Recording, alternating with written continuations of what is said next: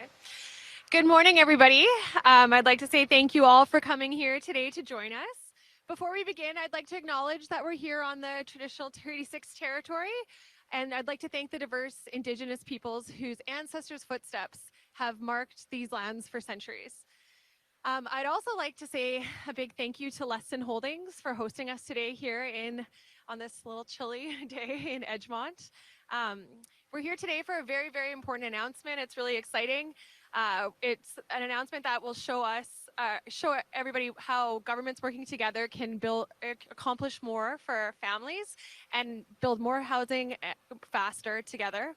I'd like to welcome Prime Minister Justin Trudeau, and who's joined by Minister Boissonnault, who will be here to make the announcement. And I'll invite Mayor Amarjeet Sohi to come to the mic to kick things off. Thanks. Well, thank you, Crystal. Again, thank you everyone for joining us today for this very important announcement. Big thank you to the workers that are building these beautiful homes for Edmontonians. Want to welcome Prime Minister Justin Trudeau to Edmonton once again, and as well as my good friend Randy Boissonnault, such a strong advocate for our city and everything that related to the federal investments. Today is a very, very good day. It is a good day because it allow us to build more homes for Edmontonians. As you know, this city council has been committed to ensuring that everyone living in this city has a decent place to call home, a place they can afford. And our city has been leading the charge in removing barriers to housing by overhauling the zoning regulations, making it easy for people to build in our city, as well as creating grant funding where land is made available for affordable housing, or grant funding is made available. In this case, $9 million of that funding will help build more affordable, deeply subsidized housing, as well as making a very important decision that affordable housing providers should not be paying property taxes to the city. So we have been leading that charge, and also very appreciative how federal investments have been able to build more supportive housing. Very proud that the Accelerator Fund was able to help us build 600 permanently funded supportive housing units in the city, and now today's announcement will allow us to do more.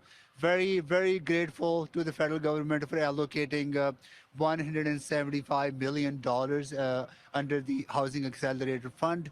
That will allow us to build on top of our projected housing units that we would have built over the 3 years. It will add 50 to 100 additional units that we'll be able to build. So once again, deep appreciation for the commitment from the federal government and how they're showing up and stepping up for Edmontonians struggling to make ends meet. This really ties into the affordability efforts of everyone to make living more affordable for Edmontonians. With that, I'm going to invite my good friend, Randy Boissonnault, to say a few words and introduce the Prime Minister and speak to the importance of this announcement. I really want to say this to everyone listening. That Randy has been such a phenomenal champion for our city. And today's announcement probably would not have been possible without his advocacy and his hard work. So with that, Randy, over to you. Well, thanks very much, Mayor Sohi. Crystal, thank you so much. And thank you for your leadership at the city on the housing file. You've been doing this for a very long time, and we're seeing results thanks to your leadership, Prime Minister. Mayor Sohi always teases me when he sees me at a microphone and says, "Where's the check?" Well, today, not only is there a checkbook, it's signed. And so the Prime Minister will get that to in a moment. David, thank you to you and the whole crew here.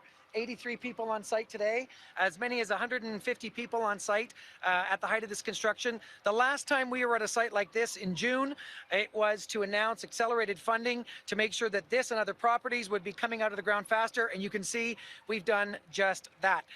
I want to say that, housing is on the minds of Canadians from coast to coast to coast, and there are very few conversations that I have these days where housing isn't part of the main conversation, whether it's on doors, whether it's at meetings, whether it's the coffee shop.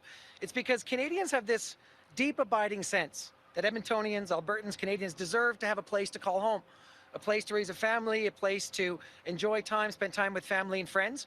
And we know that for some people, they are concerned about their ability to be homeowners someday, or they're concerned about the cost of rent. Donc, on sait qu'à travers le pays, les gens s'inquiètent un peu de s'acheter une maison et aussi ils se préoccupent des prix de location de leurs unités de logement.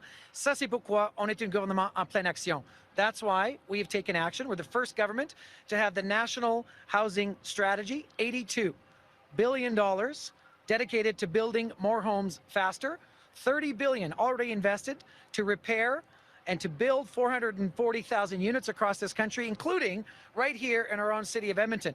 If you just take a look at the Rapid Housing Initiative, one of the ways that we've been doing this work in our city, over 450 units already built, people in those units, and I can tell you they're at Riverside, they're at Terrace Heights, they're in my own community of Inglewood. And yet we need to do more, and we will do more.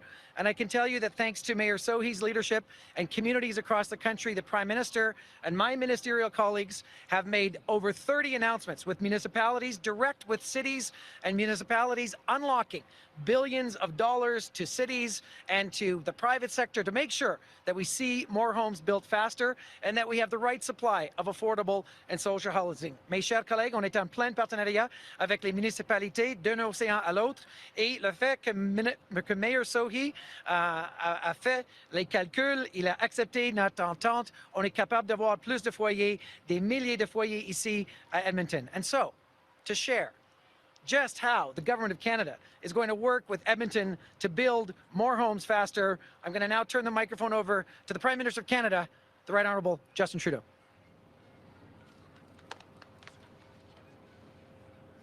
Merci Randy pour tout le travail que tu fais. Merci pour ta défense d'Edmonton. Merci pour tout ce que tu fais à travers le pays au niveau de créer des emplois et préparer les gens pour les jobs de l'avenir. David, thank you so much for welcoming us here today, to showcasing the incredible work you're doing, not just building communities, but building affordable communities for people across the city, across the province, across the country. Crystal, thank you for everything you do with the city. Amarjeet, it is such a pleasure to be here with you today making this big announcement. You and I have worked together many, many years on serving Canadians, on delivering in ways that are having a real impact on people. I can't stand here on this cool day without remembering a very cool day in November 2017 when you and I announced the National Housing Strategy. One of the challenges we're facing right now with this housing crisis is over the past decades, the federal governments of different stripes stepped back from the business of ensuring that housing was properly built right across the country in affordable ways, meeting the supply needs, meeting the growth of the country. So in 2017, with then Minister Amarjeet Sohi, we launched the National Housing Strategy. Over the past years, we were talking about a $2.4 billion investment just in Alberta that has created and restored and refurbished and enabled more than 100,000 homes across Alberta. And many of those programs, whether it's the Rapid Housing Initiative, whether it's the Reaching Home program against homelessness, whether it's the Apartment Construction Loan Program, or the Affordable Home Program Fund, the Affordable Home Fund, which actually led to this place, has all been about building more locations, building more units for people who need it, people right across the country. This place here at Edgemont Flats, we announced in June of last year, $80 million investment for 330 units. That are over 60% of them being affordable, a number of them deeply affordable as well, that are going to allow families to move in this coming summer and have a place to stay, a place to build a future, a place to grow. That's what housing is all about. And we have been, over the past years, working extremely hard on building projects like this. But it still wasn't enough. There was more we needed to do. And what we needed to do was change the way housing is built in this country, right across the country. So yes, we're continuing to invest in specific projects like these to get things done, but we also wanted to change the rules of the game so cities could build more housing right across their properties, right across their territory. That's what the Housing Accelerator is all about. We put $4 billion on the table, have now signed over 50 agreements specifically with cities that is changing the way zoning happens, changing the default zoning so people can build more units on a single property, changing the density rules so that you can create much greater density specifically around public transit so people can walk to public transit and get into work cheaper. Moving forward on accelerating red tape processes so developers can move forward quicker on building the homes people need. Utilization of public spaces in all sorts of ways that is going to enable more housing to come. So the Housing Accelerator Agreement with the City of Edmonton is for $175 million. It is going to get more homes built faster. And there's more, yeah, that's worth an applause. But there's more to do. Yesterday, we were in BC with a BC Builds program that I hope is going to be taken up right across the country, where the federal government stepped up to match $2 billion of funding from the province with $2 billion of funding from the federal government to start building affordable rental homes in the hearts of cities so that firefighters, tradespeople, nurses, teachers can actually live in the cities that they are working in to increase that quality of life. So between the Housing Accelerator and more programs, we're rolling up our sleeves to deliver on the housing challenges that Canadians are facing by building more supply, by supporting them and buying new homes with a first-time savings account, and a range of other methods as well. On est là pour investir dans le logement. Ici, avec le Fonds d'accélération de la construction de logements pour Edmonton, 175 millions de dollars qui vont accélérer la construction de maisons, mais aussi avec d'autres programmes qui vont livrer l'abordabilité et la croissance économique sur laquelle les familles sont en train de compter. C'est des bonnes jobs en construction, mais surtout, c'est des bonnes résidences pour des gens qui vont pouvoir se bâtir une vie, une carrière, un avenir ici dans cette belle partie de notre pays. With that, I'm really, really pleased to be here. Across the country, the Housing Accelerator Fund has unlocked at least 600,000 new homes over the coming years. But the reality is there'll be much more because, like I said, we're changing the way housing gets built in this country. And that can only happen when different orders of government are fully working together. The partnership with the city on this one, the leadership of nonprofit and developer partners that are creating these things, the provinces, in some cases, are there as well for investments. We need to continue to respond to the needs of a growing, ambitious workforce and population, and that's exactly what we're here to do today. Merci beaucoup tout le monde. Thank you, Prime Minister. We'll now go over to questions, starting with Global News. Hi, Morgan Black with Global. Mr. Prime Minister, I'm wondering, with conversations of housing come conversations with houselessness. And I know this is a big purview for City Council and the Federal Housing Advocate giving her report to your government. What sorts of conversations have you been having with Mayor Sohi and the rest of City Council about, beyond projects like this, how to help in that more immediate sense? First, I want to recognize the incredible leadership of Mayor Sohi and of Edmonton City Council in moving forward to take some really important, difficult decisions on keeping people safe and on getting people into homes. The houselessness crisis across Edmonton and across the country is something we absolutely need to continue to step up on and work together.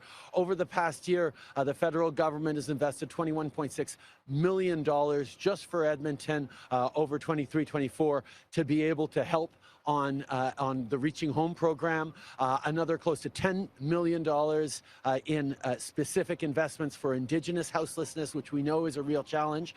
We are there to be partners. I know the mayor has been leading on this, and calling for a trilateral meeting between the federal government, the municipality, and the province. We know everyone has a role to play. The federal government will be there. The municipality is there. We need the province to make sure it's stepping up to help the most vulnerable people reach home. And speaking of the province, you mentioned a few times that this housing in general is an issue that takes all levels of government. The province is not here today. They're having their own news conference later this afternoon. Did you invite the province? Why isn't the province here today? Well, the Housing Accelerator Fund is specifically an agreement with the federal government and municipalities to really accelerate the processes within the city to do that. But there are many other projects we work on with the provinces around housing. Like I mentioned yesterday in British Columbia, they announced a BC Builds program. I would love to be here with the province in the coming months announcing an Alberta Builds program where the federal government will match the financing money so that people can build affordable rental homes for people to be able to live and work in the cities where they always wanted to grow up in and where they work. These are initiatives that we are there to work in partnership with the province whenever they are open to working with us. But we're also not going to wait for them in terms of solving the challenges that people need solving now. Very happy to work with anyone who's willing to roll up their sleeves and get things done for Albertans. That's what we're here to do today. Sorry, and do you mind just clarifying the waiting? What are you waiting for the province to do or step forward for? We would like to see the province sit down with us in a trilateral meeting on reaching home and on countering homelessness. We'd love to partner with them even more, like we're doing with BC, like we're doing with other provinces on building homes. There's projects we already have going with them that we're working on together, but we could always do more. The better we work together on the things that really matter for Canadians, the better we deliver for them. Next question. Hi. Prime Minister, a question for you on infrastructure, but not housing, highways and roads. Last week, your minister, Stephen Guilbeault, said that the federal government would stop investing in new road infrastructure. He then tried to clarify it later. There's still a lot of confusion. What is your government's position when it comes to investing in road infrastructure? Since 2015, we've invested massively in infrastructure across the country, including significant road infrastructure, whether it's widening the Yellowhead Highway, whether it's investing hundreds of millions of dollars in the ring road around Calgary. We are going to continue to be in the business of investing in road construction and investing in infrastructure that Canadians need as our population grows. There is no question there's lots more to do. We have to be smart about the requirements of a growing population. We have to be making sure we're investing in public transit, make sure we're investing in the solutions that the world needs for tomorrow, but we are not changing our approach on infrastructure. We're going to continue to build the infrastructure that Canadians need for the coming years. And on the issue of provincial government, talking with the government, the Premier today put out a statement saying that it's unfortunate that you did not invite her to sit down and talk today. You're in Edmonton. She's here. So why didn't you sit down and invite her to talk? I am always happy to meet with any Premier whenever they ask me to meet. So she should have asked for a meeting then. Next question. Prochaine question. Camille Povarel de Radio-Canada. Le gouvernement provincial se trouve lésé par rapport à d'autres villes et provinces canadiennes. Le ministre Jason Nixon demande 100 millions de plus que les 175 qui ont été annoncés aujourd'hui. Que lui répondez-vous? Pardon, pour quel programme? Pour le programme de logement abordable. L'annonce aujourd'hui, c'est pour le programme d'accélération de construction de logements. C'est une entente qu'on fait avec la ville. C'est des ententes qu'on a signées avec les villes à travers le pays. C'est de travailler avec les villes pour livrer concrètement sur des investissements nécessaires en logement pour aider l'accélération de construction avec le zonage, avec la densification, avec les processus bureaucratiques qui peuvent être allégés et accélérés. Ça, c'est des ententes qu'on fait avec les villes. Pour la province, on sera toujours là pour travailler avec eux. Mais on s'attend aussi à ce que la province fasse leur part.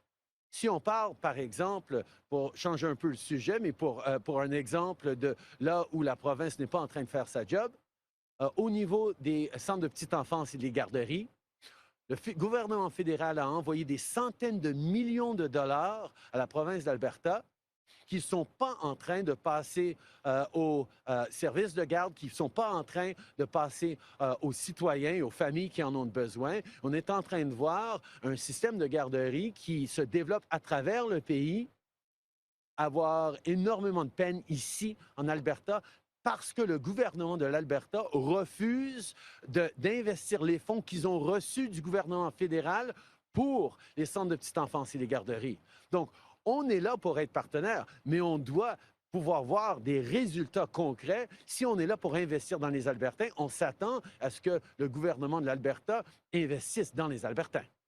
D'accord. Donc, quand le ministre provincial vous demande un financement supplémentaire, que lui répondez-vous directement pour les logements? On est très ouvert à regarder n'importe quelle demande, n'importe quelle demande qu'ils ont de financement. On est là pour travailler avec eux en tant que partenaire. Très bien. Merci. Travis McEwen, CBC News, Edmonton. A bit of a topic change here, but why do you think the online harms bill is necessary, and why can't people be allowed to say what they want online?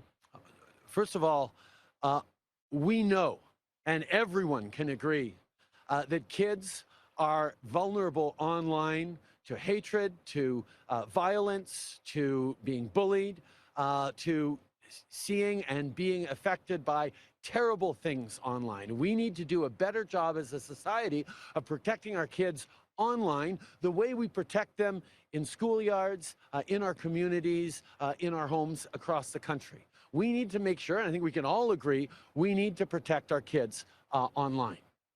Now, how to go about do that is a very careful balance. We need to make sure we're protecting freedom of expression. We need to make sure we're protecting the freedoms and the rights of Canadians while we protect kids. That's why we've spent years working with different community groups, with advocates, with minority communities, with experts, with people in all sorts of different backgrounds to make sure that what we're doing is actually protecting kids. And I look forward to putting forward that online harms bill, which people will see is very, very specifically focused on protecting kids and not on censoring the internet as misinformation and as the right wing tends to try and characterize it as. I think everyone, wherever they are on the political spectrum, can agree that protecting kids is something governments should be focused on doing. The Conservative leader says your bill on hate is about banning speech you hate, and he also called you someone with a woke authoritarian agenda who spent the first half of his adult life as a practicing racist. What's your response to that? My response to the substantive part of that question is Mr. Poilievre hasn't even seen the legislation we're about to put forward next week. He's already telling people exactly what it is and what it isn't. I think responsible leadership is about dealing in facts, actually reading a piece of legislation before he starts telling people what he thinks it does, and then having a rigorous debate in Parliament about how to best protect kids. He's not interested in that. He's interested in hurling insults, in distracting from the fact that he has no plan on housing. He has no plan on childcare. He has no plan on fighting climate change and creating good jobs for the future. He has no plan in terms of building and protecting the kinds of jobs here in Alberta or across the country that people are going to rely on in a transforming world. What does he have a plan for? He has a plan for stoking division, creating fear, throwing out personal insults. That's not leadership. Canadians deserve a government that is focused every day on building a better future for them. That's what I'm doing here today. He can throw whatever insults he likes. I look forward to having substantive debates on how we're going to fix the challenges Canadians are facing, because we're busy doing that while he's busy ranting. La première partie en français. In French, boss. Sorry? En français. La deuxième partie en La français? première partie en français.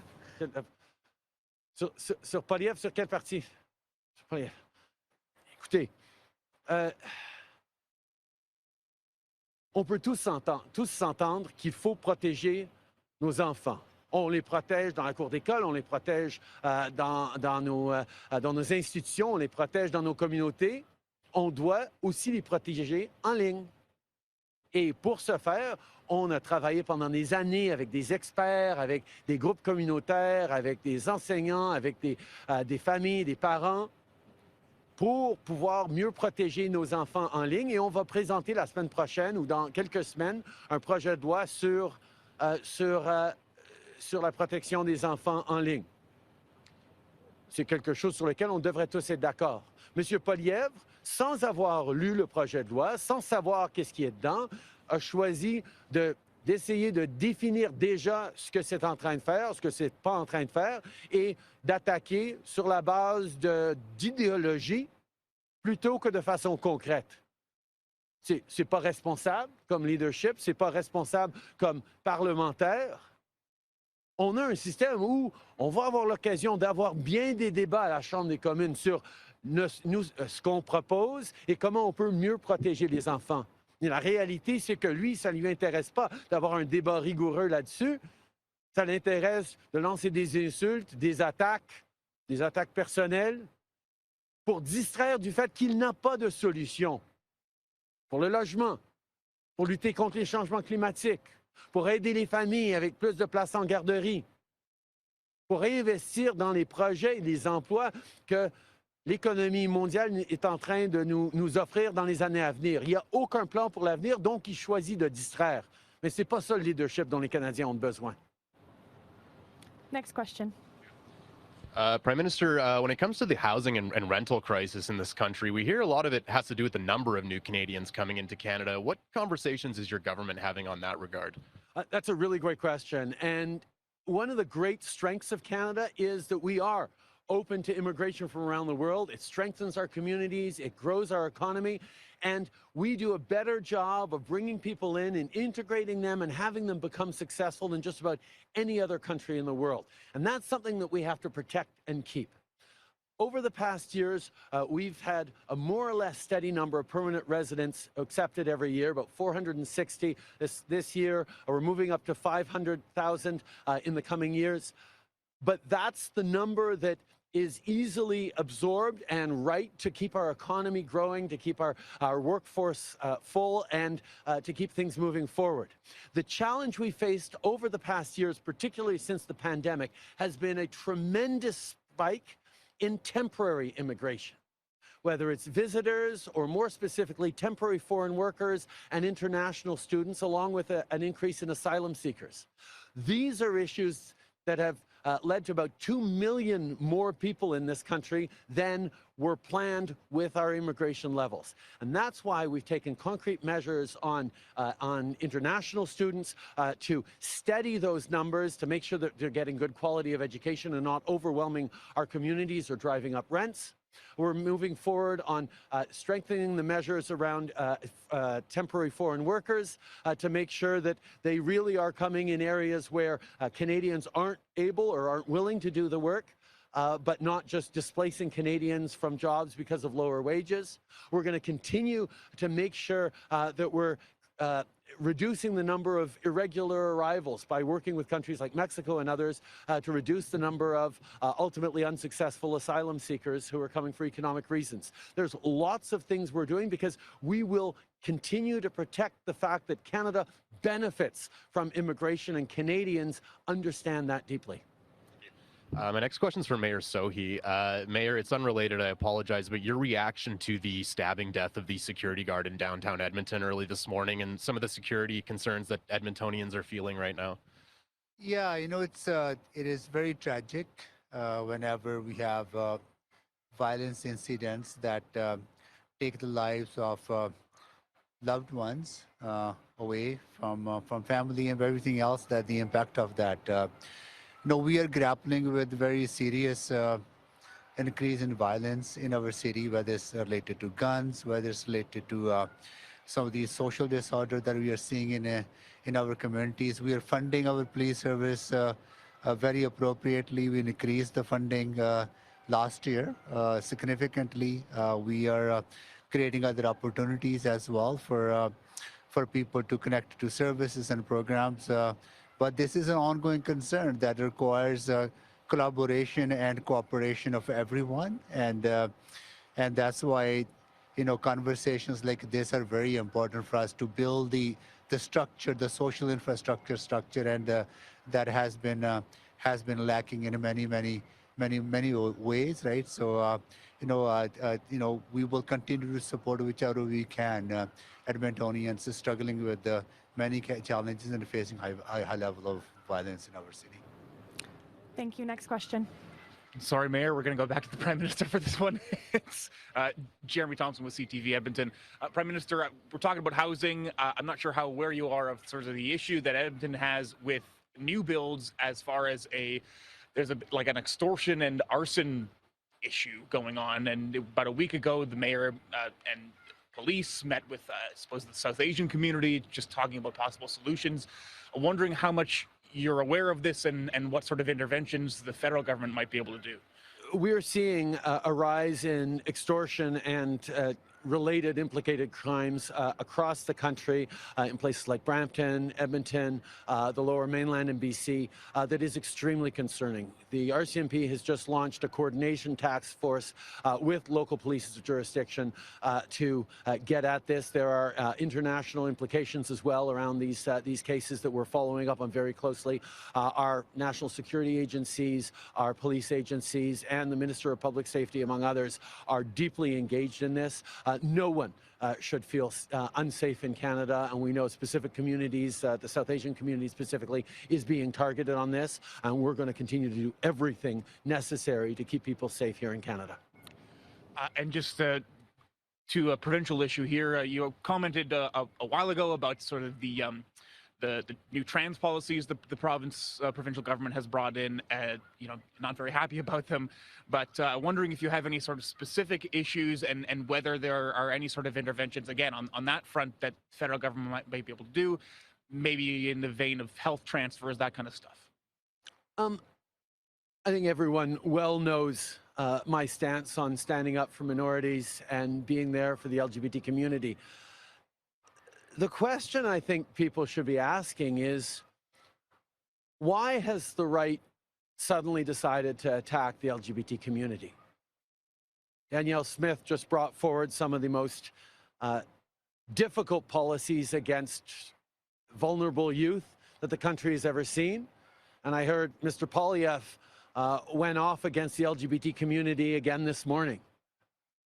And one might wonder why this is the theme that right-wing politicians are trying to stir up as much as possible. For me, it's fairly obvious that they don't want to be talking about housing. They don't want to be talking about bringing in more competition in the grocery sector as we are as a government. They don't want to be talking about how Alberta continues to sit on hundreds of millions of dollars that the federal government has sent Alberta for childcare, while childcare providers are having to do rolling strikes and not able to deliver the childcare that parents are counting on. That's a decision, an ideological decision by the government of Alberta to not honor the billions of dollars worth of childcare agreements that we signed with the previous Alberta government a few years ago. These are initiatives that are saving thousands of dollars a month for Alberta families that the government doesn't want to talk about, doesn't want to address. They're picking wedge issues designed to suscitate anger and frustration and alarm on either sides of issues, because that's what they want us talking about. Well, I'm here today to invest in housing because that's going to make the lives of Albertans better. I'm going to continue to fight for more competition in the grocery sector so that grocery prices can come down. We're going to be there to deliver dental care for seniors, even though the Conservatives in Ottawa voted against it. We're going to be there to support kids with childcare, to support them with a Canada Child Benefit. We're going to be there to continue to fight climate change in a way that puts more money in people's pockets every single year. $1,800 is the family of four in Alberta receiving with the Canada Carbon Rebate. $2,100 if you're in a rural area, which is most of Alberta. This is more money than the carbon price actually costs that average family for 8 out of 10 families across the country in backstop provinces. These are the things that we are focusing on, the things we are fighting for every day. So let far-right politicians pick fights with trans kids. Shame on them. And of course, as a government, we're going to be there to protect our most vulnerable. But let's not allow them to successfully deflect from the fact that they have no plans to deal with the real issues facing Canadians right now. En français, plus court, s'il vous plaît. Évidemment, en tant que gouvernement, on va toujours être là pour protéger les gens vulnérables, particulièrement les jeunes vulnérables. Mais on peut se poser la question, pourquoi est-ce que la droite conservatrice dans ce pays s'en prend à la communauté LGBT? Pourquoi est-ce qu'ils sont en train d'attaquer des jeunes vulnérables? C'est parce qu'ils veulent créer des polémiques, des discussions qui vont distraire du fait qu'ils n'ont pas de plan pour le logement, ce qu'on est ici pour faire aujourd'hui. Pas de plan pour les coûts d'épicerie, pour plus de compétition. Pas de plan pour les garderies. Pas de plan pour la lutte contre les changements climatiques et la création d'une économie plus forte pour des années à venir. Ils veulent essayer de distraire les Canadiens des enjeux qui les préoccupent à tous les jours. Et nous, en tant que gouvernement, on va rester ancrés dans ces priorités-là. C'est pour ça que je suis ici aujourd'hui. Last question. I'd like to build on that theme a little bit. Pierre Poilievre specifically said that children born biologically male should be banned from female washrooms, changing rooms, sports. Do you think your government has done enough to protect trans rights? I think Mr. Poilievre and politicians like him are choosing to attack some of the most vulnerable people in our society as a way of deflecting from the fact that they're very good at creating division and anger and creating political toxicity and driving wedge issues, but so far they have been terrible at putting forward any concrete solutions for the big problems that all Canadians are facing in their daily lives. They're quick with slogans and buzzwords and culture wars, but they're not doing the work of actually rolling up their sleeves and delivering. 330 housing units here, delivered next year, this summer, including over 60% of them 60% of them affordable. Billions of dollars in investment in childcare that provinces like Alberta are not delivering properly to Albertan families because of ideology. We're stepping up on the fight against climate change to draw in global investment. Here in Alberta, for years, I've been pointing out that Alberta is the #1 place in the country for green investments, for investments into renewables, for innovation in the future of how we're going to power our country and our world in a net zero economy. And what does the Alberta government do? Oh, it puts a pause on renewables. I was talking to the Alberta Business Council just last fall, who were up in arms about it, rightly, because what kind of signal does that send to investors? What kind of signal does that send to Albertans who know that providing energy in a net zero world will provide incredible jobs for Albertans? If you work in construction, if you work in the oil sector, you can also work in the hydrogen sector. You can work in the nuclear sector. You can work in the carbon capture, utilization, and storage. These are good, skilled jobs that Albertans are already doing that they will be able to do as long as we make sure the capital is flowing in those areas. But these are all real issues with real solutions that we're working on, and people like Pierre Poilievre would rather pick a fight with trans kids. That's not leadership. And that's not a game I'm going to play with them. Yes, we're going to make sure we're doing everything we can to protect vulnerable people in this country, because that's what Canadians expect. But I'm not going to get dragged into culture wars about this, when the fact is Canadians expect their governments to roll up their sleeves and deliver for them, and that's what we're doing. I'll ask it again, sir. What can or what is your government doing to protect the rights of trans kids now and in the future? I was sitting down with a number of doctors from the Canadian Medical Association. I think one of the things we should all do in difficult issues is rely on experts, rely on science, on researchers, on people who actually work with vulnerable kids. people who sit down with families to talk through extremely difficult decisions and rely on them to depoliticize issues and look at what is in the best interest of Canadians, of communities, of individuals. Relying on our service and health professionals to make decisions about how to best protect people is, I think, something that this government will always stand for and highlight that more governments should be doing rather than picking fights with vulnerable people. Merci beaucoup. Ceci conclut la conférence de presse d'aujourd'hui. Merci beaucoup tout le monde. Bonne journée.